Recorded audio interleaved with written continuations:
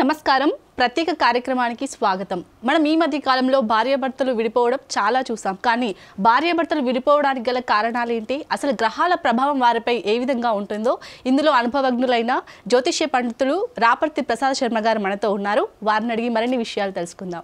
నమస్కారం గురువుగారు. ఓం శ్రీ గురుభ్యో నమః. హరి ఓం శ్రీ మహాగణాధిపతయే నమః. మనం మీరు అడిగింది చాలా మంచి ప్రశ్న. అయితే చాలా చోట్ల చాలామంది ముహూర్తాలు పెట్టించుకుని వివాహాలు చేసుకుంటూ ఉంటారు. ఈ యొక్క వివాహ సమయంలో ముహూర్తం పెట్టేటప్పుడు మగ పెళ్ళివారు కానీ ఆడపిల్లవారు కానీ ముహూర్తం పెట్టి పంపితే కనుక మళ్ళీ ఒకసారి ఎవరికైతే ఇప్పుడు మగ పెళ్ళివారికి పంపితే కనుక ఆ మగ పెళ్ళివారు మళ్ళీ ఒకసారి బ్రాహ్మణుడికి చూపించుకోవాలి. అక్కడ చూపించుకుని ఇది కరెక్టా కాదా అని వెరిఫికేషన్ చేసుకోవడంలో తప్పేం లేదు. ఎందుకంటే ఈ భార్యాభర్తలు వీళ్ళిద్దరూ కొత్త దంపతులు ఇద్దరూ కలిశాక మన జీవితం ఏ విధంగా ఉంది అని మనం అనుకుంటాం. మనం భార్యాభర్తలు మన కుమారుడికి వివాహం చేస్తున్నాం, మన జీవితం చాలా బాగుంది, అలాగే వాళ్ళ యొక్క జీవితం కూడా బాగుండాలంటే కలిసేది ఇక్కడి నుంచే కనుక చక్కగా వాళ్ళు ఆ యొక్క ముహూర్తాన్ని మళ్ళీ ఒకసారి వెరిఫికేషన్ చేసుకుని అప్పుడు వివాహం చేస్తే చాలా బాగుంటుంది. అంటే ఎవరు ఏ సమయంలో ఏ అడావుల్లోనే ఉంటారు, పంతులు గారు లేకపోతే ఎవరో సిద్ధాంత్ గారు ఎవరో ఒకరు అడావుల్లో ఉంటారు. ఏ తెలియకో లేకపోతే తెలుసో కొంచెం ఏదైనా తప్పుపడినా వాళ్ళని నిందించాలని కాదు, ఏదైనా తప్పుగా ఉన్నా ఏదైనా ఆ సమయంలో ఏదైనా అడావుల్లో ఉండి ఏదో కొంచెం తప్పుగా రాసినా వీళ్ళ జీవితం అంతా కూడా ఒకసారి ఆ యొక్క వివాహ సమయంలో ఆ ముహూర్త సమయంలో చేయడం వల్ల ఆ జీవితం అంతా కూడా ఇంకా వెళ్ళిపోయినట్టే కదా. ఎప్పుడైనా సరే వివాహానికి కావాల్సింది ఏంటి, ముహూర్త గడియలు. ఈ యొక్క ముహూర్త గడియలు ఎప్పుడైతే గట్టిగా ఉంటాయో దాన్ని బట్టి అంతా కూడా చక్కగా సాగుతుంది వివాహం అంతా కూడా. అయితే ఈ వివాహ బంధంలో ఇప్పుడు ప్రతి చోట చూస్తూ ఉన్నాం, అక్కడ వాళ్ళు విడిపోయారు, ఇక్కడ వీళ్ళు విడిపోయారు, వాళ్ళకు గొడవలు అవుతున్నాయి, వీళ్ళకి గొడవలు అవుతున్నాయని చెప్పి. ఈ యొక్క వివాహ విషయంలో ఎందుకయ్యా గొడవలు అవుతాయంటే ముందు పాయింట్లు చూసుకుంటారు. ఓకే, అంటే ఎన్నిటికి ఎన్ని కలవాలంటారు పాయింట్లు? మ్యాక్సిమం ఎలా తక్కువగా అన్నా సరే 18 పాయింట్లు ఉండాలమ్మా. అదే కాకుండా విపత్తారులో తారలు కూడా చూసుకోవాలి. ఇద్దరికి విపత్తారు కాకుండా వివాహం చేస్తే కనుక చాలా 21 పాయింట్ వచ్చినా విపత్తారు వచ్చిందంటే ఏదో చిన్న గొడవ జరుగుతూ ఉంటుంది. అదేవిధంగా ఈ యొక్క వివాహ విషయంలో 18 పాయింట్లు రావాలి, 18 పైనే రావాలి తప్ప తక్కువ రాకూడదు. అది తర్వాత వాళ్ళకి తారలు చూసుకుని ఆ తర్వాత గణితం కట్టుకుని వివాహ విషయంలో ఏ విధంగా ఉంది, సంసార విషయంలో ఎలా ఉంది, సంతాన విషయంలో ఎలా ఉంది, ఇవన్నీ చూసుకుని ఆ తర్వాత వివాహ ముహూర్తం పెట్టుకోవాలి. వివాహ ముహూర్తం అయిన తర్వాత ఈ ముహూర్తానికి చక్కగా ఇప్పుడు ఏం చేస్తున్నారంటే ముహూర్తం అవుతుంది అనేసరికల్లా ఆ వీడియో వాళ్ళు వచ్చేసి ముందు వాళ్ళు పక్కకు గెంటేసి బ్రాహ్మణుల్ని అక్కడ ఉన్న వాళ్ళందరినీ గెంటేసి ముందు వీళ్ళే జీలకర్ర బెల్లం పెట్టించేస్తున్నారు. ముహూర్తం తర్వాత అవుతుంది. ఆ విధంగా జరుగుతూ ఉంటుంది. అయితే అలా కాకుండా ముహూర్త సమయంలో కంపల్సరీ జీలకర్ర బెల్లం పెట్టే సమయాన ఏ ఆటంకాలు లేకుండా చక్కగా వాళ్ళిద్దరి చేత ఆ యొక్క జీలకర్ర బెల్లం పెట్టించి వివాహం చేస్తే కనుక చాలా బాగుంటుంది. ఈ ముహూర్తాలు చూసుకోవడంలోనే చాలా కష్టం అమ్మా. ముహూర్తాలు మాత్రం ఎంత చక్కగా ఉంటాయో అంత చక్కగా వివాహ విషయ బంధం, ఆ యొక్క వివాహ బంధం చాలా బాగుంటుంది. మనం వివాహం చేస్తాం, చేసేసాక అత్తగారో లేకపోతే మా అమ్మగారో ఎవరో ఒకరు ఫోన్ చేస్తారన్నమాట. చేసి ఏమంటే మా అబ్బాయి మా మాట వింటలేదండి. ఎవరి మాట వినడానికి పెళ్లి చేసాం, పెళ్ళ మాటని జాగ్రత్తగా పెళ్ళంతో పాటు కాపురం చేస్తాడని మనం పెళ్లి చేస్తాం. కానీ తర్వాత నా మాట వింటలేదని చెప్పి వాళ్ళు చాలా ఇదిగా మళ్ళీ చేస్తూ ఉంటారు. కానీ వివాహ విషయంలో వాళ్ళిద్దరూ కలిసి ఉండాలి, వాళ్ళిద్దరూ సఖ్యతగా ఉండి ఆ యొక్క మళ్ళీ మనం ఎలా అయితే సంతానాన్ని కలిగి వాళ్ళకు కూడా సంతానం కలిగి వాళ్ళు వృద్ధిలోకి రావాలని చెప్పి మనం ప్రతిదీ కూడా ప్రోత్సహిస్తూ ఉంటాం. వివాహ బంధంలో ముహూర్త దోషం ఎవరికి ఉన్నా సరే ఆ యొక్క ముహూర్త దోషం వల్ల చాలా ఇబ్బందులు పడుతూ ఉంటారు. ముహూర్త దోషంలో ఇబ్బందులున్నా, గ్రహస్థితిలో ఇబ్బందులున్నా ఇటువంటి ఇబ్బందులు వస్తూనే ఉంటాయి ప్రతి ఒక్కరికి కూడా. అదే విషయానికి వస్తే కనుక ముహూర్తం కాకుండా ఆ భార్యాభర్తల్లో ఎవరికైనా సరే శని మహర్దశ కానీ రాహు కానీ ఉంటే కనుక వాళ్ళకు కూడా ఏ విధంగా ఉంటుందంటే ఇంట్లో చికాకులు, ఆ భార్యాభర్తలకు ఇద్దరికీ కూడా సమస్యలు, విడిపోవడాలు, గొడవలు, ఇబ్బందులు ఈ విధంగా జరుగుతూ ఉంటాయి. మరి అలాంటి సమస్యలు ఉన్న వాళ్ళు ఎలాంటి పరిహారం అందుకోవాలంటారు? మీరు ఇందాక శని మహర్దశ అలాంటివి ఉంటాయన్నారు కదా. ఒక విషయం అమ్మా ఏంటంటే వీళ్ళు ఎప్పుడు చూపించుకుంటారయ్యా అంటే మొత్తం తెగతింపులు అయిపోయేసరికల్లా అప్పుడు జ్ఞాపకం వస్తుందన్నమాట. ఎవరైనా పంతులు గారు ఉన్నారా లేకపోతే ఎక్కడైనా చూపించాలా ఏంటని. మొన్న నేను ఒకళ్ళు చూసాం, ఫోన్ చేసి అడిగారు. అడిగితే వచ్చిన వాళ్ళందరూ కూడా అప్పటిదాకా చాలామంది దగ్గరికి ఆవిడ వెళ్ళింది, చూపించుకుంది. అందరూ కూడా అమ్మ నీ జాతకం తీసుకురా, నీకు ఈ గ్రహస్థితి బాగోలేదు ఆ గ్రహస్థితి బాగోలేదు అన్నదే అదే చూస్తూ ఉన్నారు ప్రతి ఒక్కళ్ళు కూడా. అది చూసి నువ్వు ఈ జపాలు చేయించుకోవాలమ్మా ఈ పూజలు చేయించుకోవాలని చెప్పి బోళ్ళని చేయించారు పాపం. ఆవిడ విసుగుపోయి ఆవిడ నాకు ఫోన్ చేసి ఏమంటే పూజలు అవంటే నేను చేయించనండి, నా పరిస్థితి ఎలా ఉంది, నేను ఎన్నాళ్ళ నుంచి మంచం మీద ఉన్నాను, నాకు ఈ కష్టం తీరాలని చెప్పి ఆవిడ బాధపడింది. అమ్మ నువ్వు రావాలంటే రాలే, మంచం మీద ఉన్నా అంటున్నావు కదా, నేనే కారు వేసుకొస్తానని చెప్పి వెళ్ళి ఆవిడ చూసి అమ్మ ఇదంతా కాదు, ముందు మీకు వివాహం ఎప్పుడైంది, పిల్లలు ఎప్పుడు పుట్టారు ఏంటి అవన్నీ తీసి ఇవ్వమ్మ, దాన్ని వెరిఫికేషన్ చేశాక అప్పుడు నీ జాతకం చూద్దాం అన్నాను. చూశాక వాళ్ళకి వివాహ విషయంలో జన్మతారాను ఈవిడికి విపత్తారలోనూ వివాహ ముహూర్తం పెట్టారు. పెట్టిన వాళ్ళు చాలా పెద్ద ఆయనండి బాబు అని చెప్పుకుంటూ వచ్చారు ఆయన వాళ్ళు. పెట్టినా సరే మరి ఏదో సమయంలో పాపం వాళ్ళు బ్రాహ్మణులు కూడా ఏదో అడవుల్లో ఉంటారు, గవ్వలాడుతూ మనం కూడా నిమిషం కూర్చోకుండా కంగారు పడిపోయి ముహూర్తం పెట్టండి అంటే తొందరపాట్లో ఏదో ముహూర్తం పెట్టచ్చు. వాళ్ళని మనం కించపరచాలని ఏం లేదు. ఈ పెట్టించుకునే వాళ్ళు కూడా రేపు ఉందండి, ఎల్లుండి ఉందండి పెళ్ళి, ఎల్లుండి ముహూర్తం ఉందండి, రేపు చేసేద్దామండి, లేకపోతే ఈ అమెరికా వెళ్ళిపోతాడని అంటూ ఉంటారు. అలా కంగారు పడి చేసుకునేది కాదు వివాహం అనేది. ఎందుకంటే ఈ దాంపత్య జీవితం నిండు నూరేళ్ళు కలకాలం వాళ్ళు ఆయుర ఆరోగ్య సిరి సంపదలతో తొలుతూగుతూ ఉండాలి, వాళ్ళకి సంతానం కలగాలి, వాళ్ళు బాగుండాలి, వాళ్ళు ఇబ్బందులు లేకుండా ఉండాలి, ఇవన్నీ ఉండాలి, బోల్డ్ అంత ఉంటుంది. ఈ సమస్యలన్నీ కూడా తొలగాలంటే ముందు కావాల్సిన పునాది ఏంటి, వివాహ ముహూర్తం. అయితే ఇలాగ చూసేసరికల్లా వివాహంలో దోషం ఉందని చెప్పి అప్పుడు వివాహ శాంతి, దానికి కావాల్సిన శాంతి చేయించాం ఏమా. ఇంకా ఇప్పుడు వాళ్ళకి ఇంకా లైన్ చేస్తున్నాను, ఇక్కడ నుంచి ఇంకా చాలా చక్కగా లైన్ అవుతుంది వాళ్ళకి. అలాగే ఈ యొక్క వివాహ దోషంలో శని మహర్దశలో ఉన్న వాళ్ళకి కూడా ఆ యొక్క శని మహర్దశకి దోష నివారణ చేసుకుంటే కనుక వాళ్ళ ఇల్లు సంతృప్తిగా ఆయుర ఆరోగ్య సిరి సంపదలతో తొలుతూగుతూ ఉంటారు వాళ్ళు. అయితే ఇదేం చేస్తున్నారంటే మొత్తం విడాకుల దాకా వచ్చేసాక అప్పుడు ఎవరో ఒకళ్ళ దగ్గరికి వెళ్తున్నారు. ఇంకా తెగతింపులు చేసుకునేటప్పుడు అలా కాకుండా ముందులో ఇంట్లోనే మనకి చిన్నగా ఉన్నప్పుడే ఏమైనా సమస్యలు వస్తున్నాయి అని తెలుసుకున్నప్పుడే దాన్ని కొంచెం మనం చూసుకుని ఆ దగ్గరలో ఉన్న బ్రాహ్మణులకు చూపించి ఆ యొక్క శాంతులు ఏమైనా ఉంటే కనుక చేయించుకుని శనీశ్వరుడికి అభిషేకమనో లేకపోతే పూజనో ఏదో చేయించుకుని ఆ యొక్క శని దోష నివారణ కోసం చేస్తే కనుక చాలా బాగుంటుంది. ఎప్పుడైనా సరే శని మహర్దశ ఇంట్లో మొదలైంది అనేసరికల్లా అది మనకు సూచన ఏంటంటే భార్యాభర్తలకు సమస్యలు, చికాకులు, ఇబ్బందులు, నరాల మీద ఎముకల మీద తల మీద ఎక్కువ బాధ కలిగించడం, లేదా ఎముకలు ఎరిగిపోవడం, యాక్సిడెంట్లు ఇలాంటివి చిన్న చిన్నవి జరుగుతూ ఉంటాయి అది మొదలయ్యే సమయానికి. అయితే మొదలయ్యే సమయాన్ని రెండు విధాలుగా ఉంటుంది దీనికి శని మహర్దశ. శని మొదలయ్యేసరికి మంచి హెచ్చులోనూ తీసుకెళ్తాడు, అలాగే వెళ్ళేటప్పుడు తగ్గించి వెళ్తూ ఉంటాడు. అలాగే ఆయన ముందుగానే మంచి ఐశ్వర్యం వచ్చినప్పుడు మంచి ఐశ్వర్యం ఇచ్చాడంటే వెళ్ళేటప్పుడు మొత్తం ఐశ్వర్యం అంతా తీసుకుని వెళ్ళిపోతాడు. అదేవిధంగా వచ్చేటప్పుడు మనల్ని ఇబ్బంది పెట్టి బాధ పెట్టాడురా అంటే వెళ్ళేటప్పుడు బోళ్ళంత ఐశ్వర్యం ఇచ్చి వెళ్తాడనమాట. శనీశ్వరుడి దగ్గర ఉన్న గుణం అది. అయితే ఆయన రావడం అబ్బో శని పట్టేసింది లేకపోతే ఎలా అయిపోయిందని ఆయన రావడం వల్ల చాలా మంచిది. ఏంటంటే మనం ఇబ్బందుల్లో ఉన్నప్పుడు ఎవరో మన చెంతనున్నారు, మనకి ఆపదలో ఉన్నప్పుడు ఎవరు ఆదుకున్నారో అన్నది తెలుస్తుంది. అప్పుడే చుట్టాలందరూ దూరం అవుతూ ఉంటారు, బంధువులందరూ రూపాయి అడిగేసరికల్లా బాబు మాకే 10 రూపాయలు అప్పు ఉందిరా బాబు అని చెప్తూ ఉంటారు అన్నమాట. వాళ్ళ నిజస్వరూపం అన్నీ తెలిస్తే కనుక శనీశ్వరుడి యొక్క అనుగ్రహం ఉండాలంటే తెలియాలి. ఈ బాధలన్నీ తెలిస్తేనే కదా, కష్టం అంటే ఏంటో తెలిస్తేనే కదా. అలాగా ఈ యొక్క రాముల వారు ఉన్నారు, కష్టాలన్నీ తెలిస్తేనే కదా ఆయన మళ్ళీ రాజ్యానికి వెళ్ళి పాలించాడు ఆయన.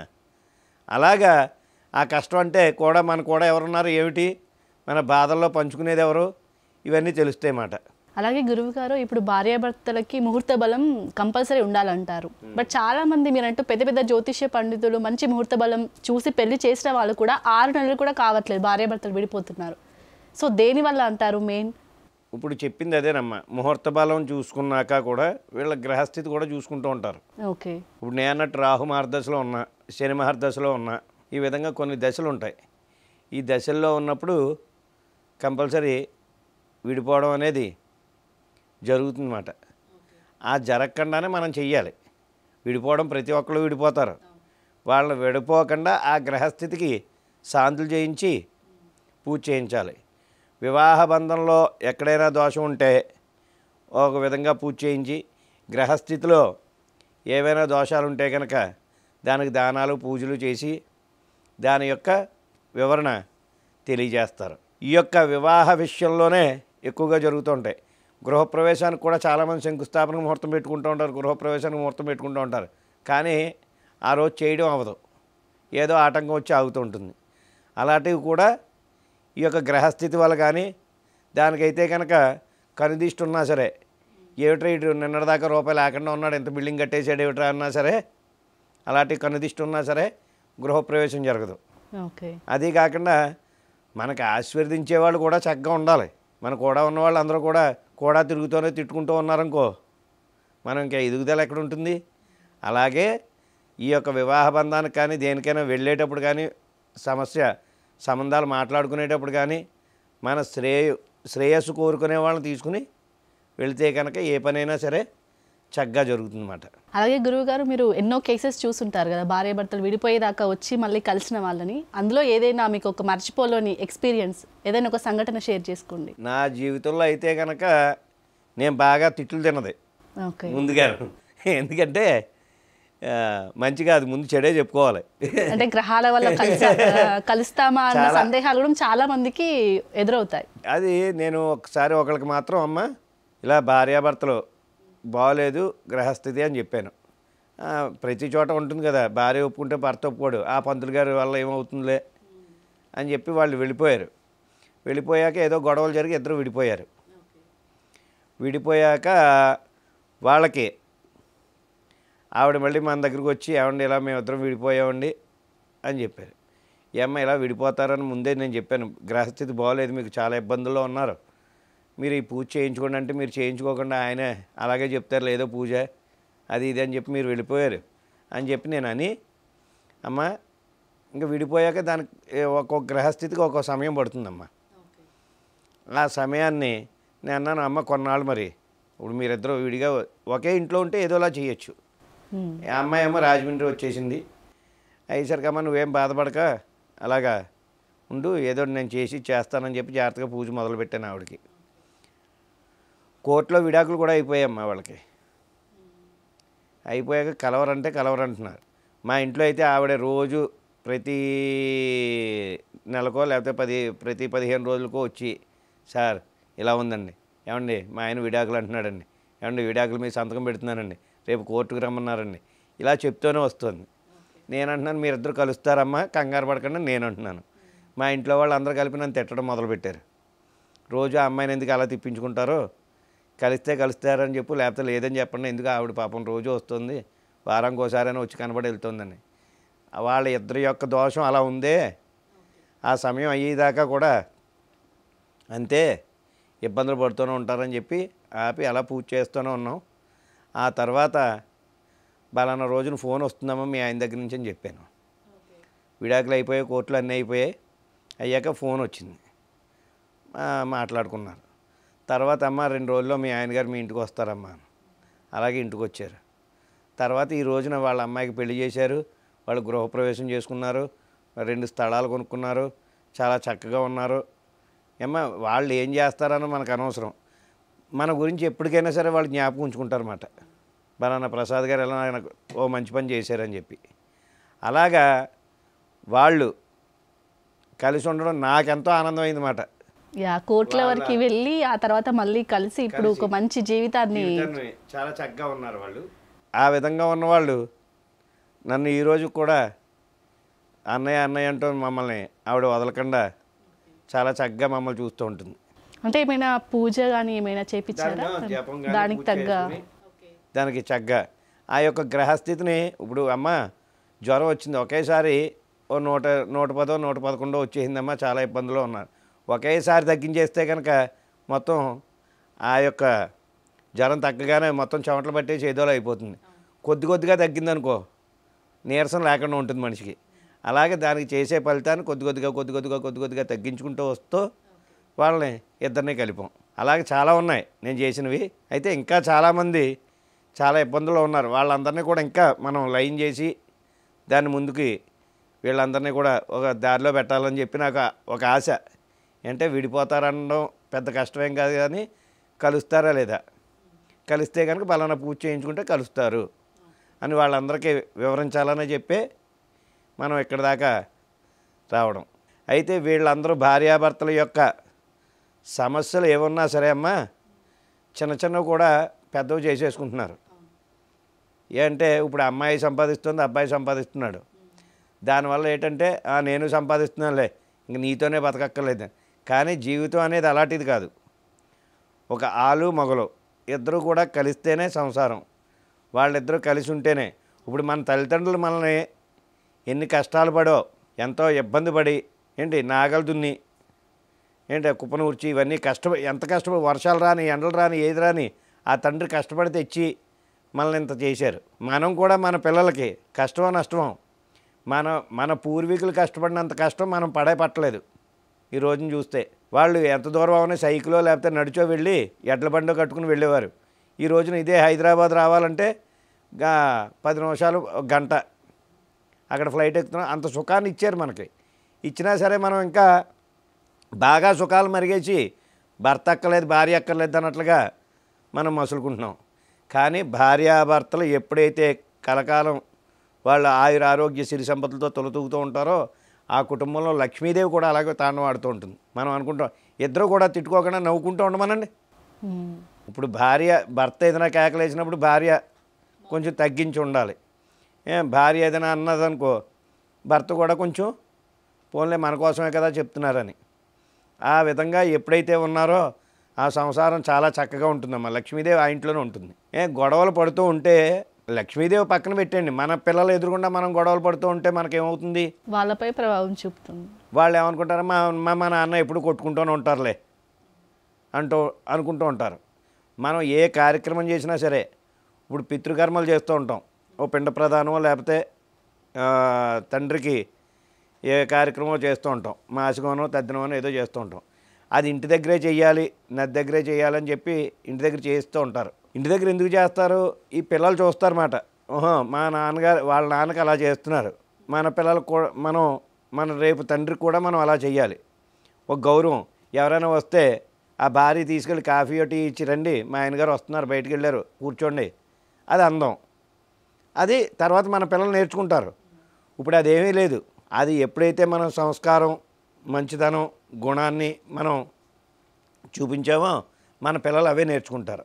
సంసార విషయంలో భార్యాభర్తలు ఎంత చక్కగా ఉంటారో ఆ సంసారంలో లక్ష్మీ కళవని ఆరోగ్యం అవని అన్నీ కూడా చక్కగా ఉంటాయి.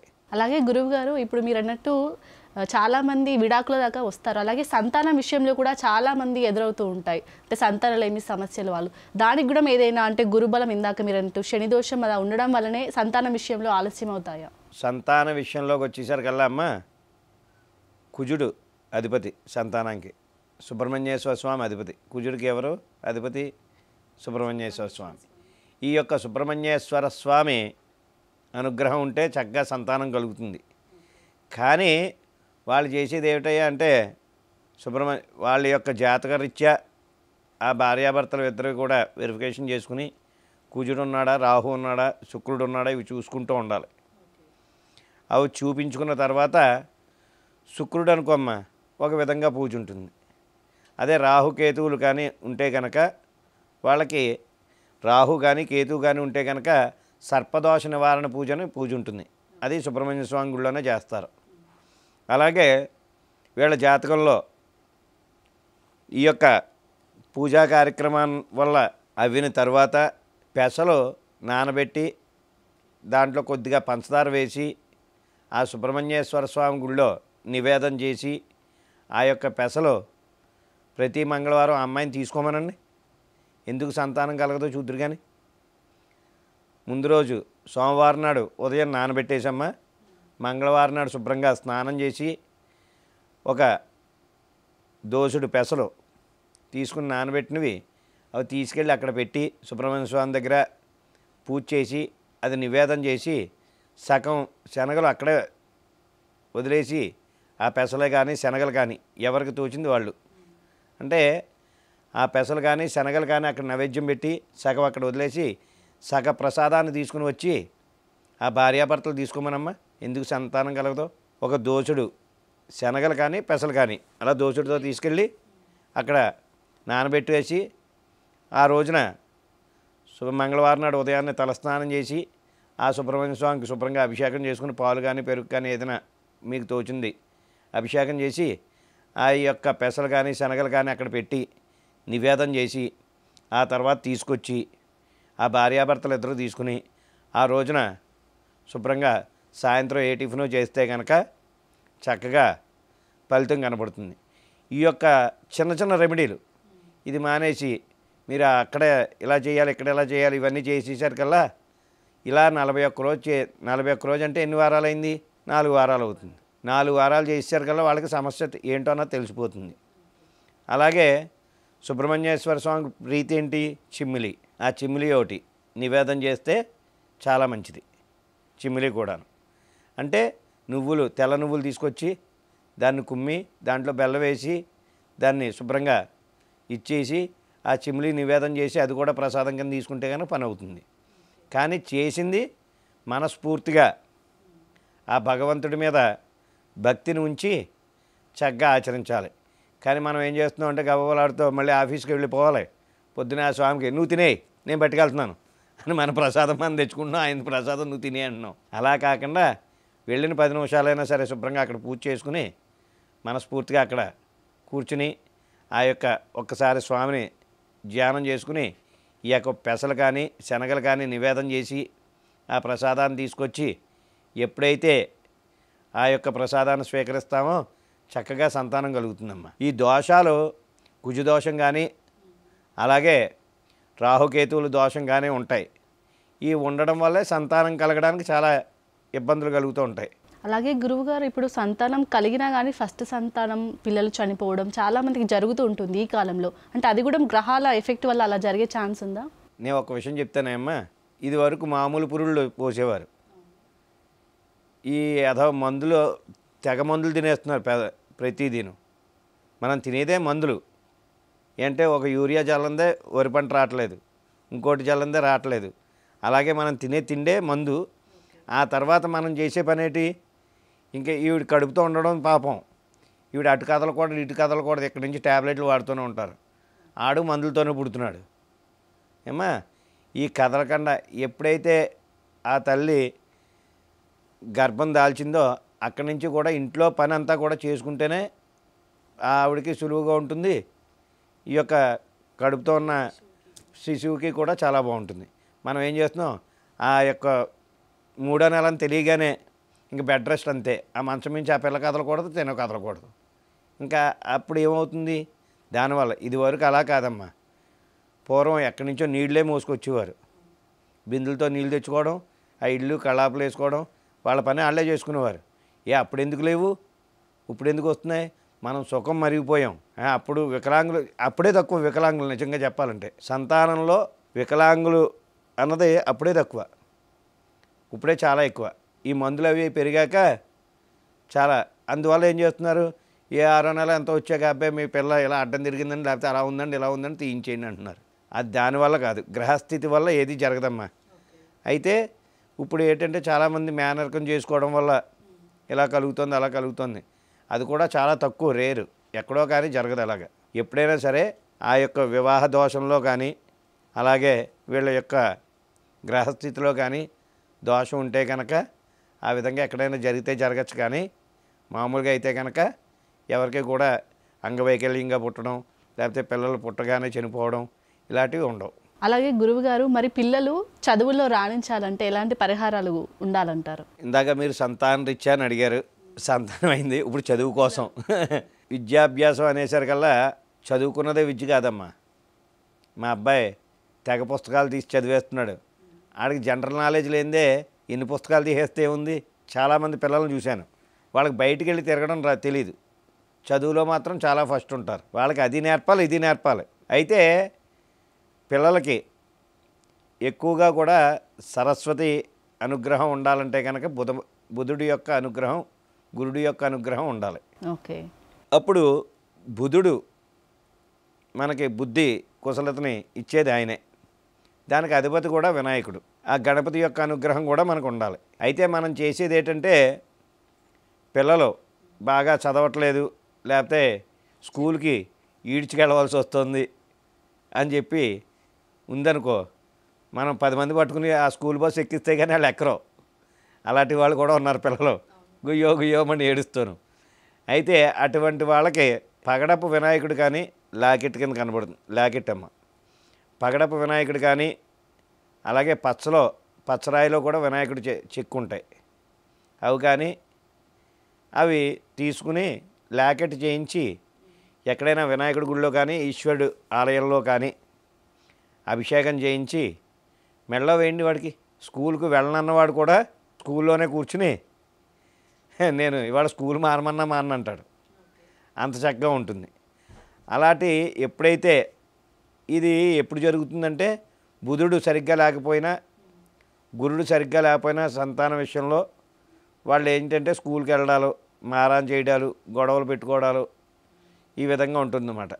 ఎంత వాళ్ళు చదివినా సరే దాన్ని ఆ పరీక్షల టైంకి వచ్చేసరికల్లా భయపడిపోయి రాయగలనా లేదా, ఏమిటి నేను పాస్ అవుతానా లేదా అని చెప్పి భయపడుతూ ఉంటారు.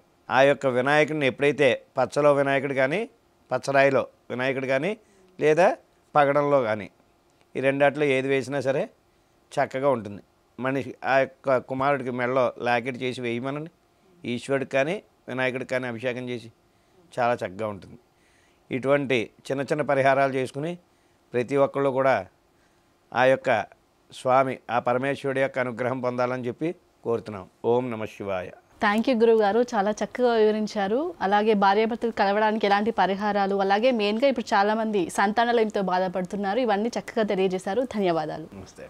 సో చూసారు కదండి, రాపర్తి ప్రసాద్ శర్మ గారిని కాంటాక్ట్ అవ్వండి. ఎవరైతే భార్యాభర్తలు అనుకుంటున్నారో వాళ్ళని కలపడానికి, అలాగే సంతానలేమి విషయంలో బాధపడుతున్న వారు ఎవరికైనా సరే రాపర్తి ప్రసాద్ శర్మ గారిని కాంటాక్ట్ అవ్వండి. సో చూసారు కదండి, ఇది వాళ్ళ ప్రత్యేక కార్యక్రమం. మరొక అంశంతో మళ్ళీ కలుద్దాం.